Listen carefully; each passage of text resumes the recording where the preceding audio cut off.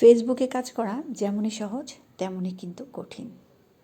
আচ্ছা, বলছি কেন কঠিন আর কেন সহজ। আসসালামু আলাইকুম, শুভ দুপুর এবং জুম্মা মোবারক। আশা করছি সবাই ভালো আছেন। আজকের আয়োজনে থাকছে লাউ দিয়ে মাংস রান্না করব।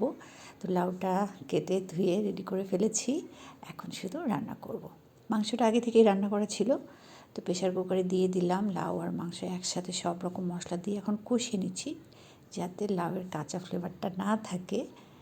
আর প্রেশার কুকারে দেওয়ার কারণ হচ্ছে জলদি রান্না করা, কারণ সময়ের অনেক অভাব। আর এখন আমি একটু লাউটা যে লবণ হলুদ মশলাতে মাখিয়ে রেখেছিলাম, সেই হাঁড়িতেই একটুখানি গরম পানি করে রেখেছিলাম, সেই পানিটা আমি দিয়ে দিচ্ছি। গরম পানি রান্না ইউজ করলে হয় কি, রান্নার স্বাদ ঠিকঠাক থাকে। তো যেটা বলছিলাম যে ফেসবুকে কাজ করা যেমন সহজ তেমনই কঠিন। কঠিন বলতে এটা মনে হয় আমার কাছে যে সময় মেনটেন করে ভিডিও পোস্ট ছবি আপলোড করা, কারণ সংসারের অনেক রকম কাজ থাকে, সেগুলো ছাপিয়ে আবার সময় মেনটেন করে ভিডিও আপলোড করা একটু আমাদের জন্য টাফ হয়ে যায়। আবার হয় কি, ভিডিও আপলোড করলে হয় না, ভিডিও আপলোড করা বা পোস্ট করার আগে পিছে কিন্তু আমাদেরকে অ্যাক্টিভ থাকতে হয়। সেক্ষেত্রে সময়টা আসলে ঠিকঠাক মতো মেনটেন করা সম্ভব হয় না, যার কারণে আমাদের পোস্টে রিচ এঙ্গেজমেন্ট কমে যায়। ওই যে বললাম, কারণ একটাই, যেই সময়টাতে আমরা পোস্ট করব বা ভিডিও আপলোড করব, সেই সময়টার আগে পিছে আমাদেরকে অ্যাক্টিভ থাকতে হবে। অ্যাক্টিভ থাকলে দেখা যায় যে পোস্টটা ভালো রিচ হয়, এঙ্গেজমেন্ট ভালো হয়। তো সেই জিনিসটাই হয়ে ওঠে না। তো কথা বলতে বলতে আমার কিন্তু রান্নাও কমপ্লিট হয়ে গেল। দেখেন, লাউ আর মাংসটার কালারটা কিন্তু অনেক সুন্দর এসেছে, জোস এসেছে, তাই না? আমার তো বেশ ভালো লাগছে। লবণ একটু কম হয়েছিল, লবণ দিয়ে দিলাম।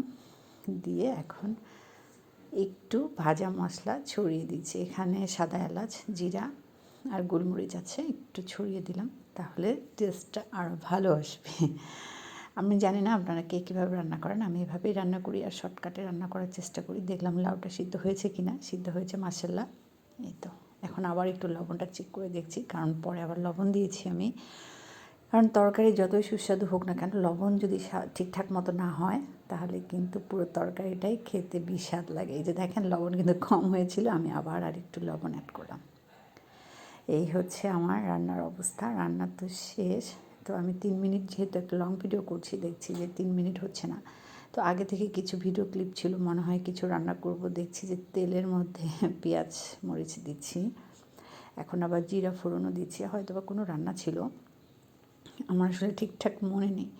তো যেটাই করেন না কেন, এক্ষেত্রে আমি বললাম আর কি, যে ফেসবুকে কাজ করাটা একটু কঠিন। আর যদি আপনি টাইম মেনটেন করতে পারেন, আপনার হাতে অনেক সময় থাকে, তাহলে ফেসবুকে কাজ করা অনেক সহজ। কারণ আপনি ফেসবুককে যত সময় দিবেন, তত দ্রুত আপনি সফলতা অর্জন করতে পারবেন। আজকে এই পর্যন্তই। ভালো থাকুন। আল্লাহ হাফিজ।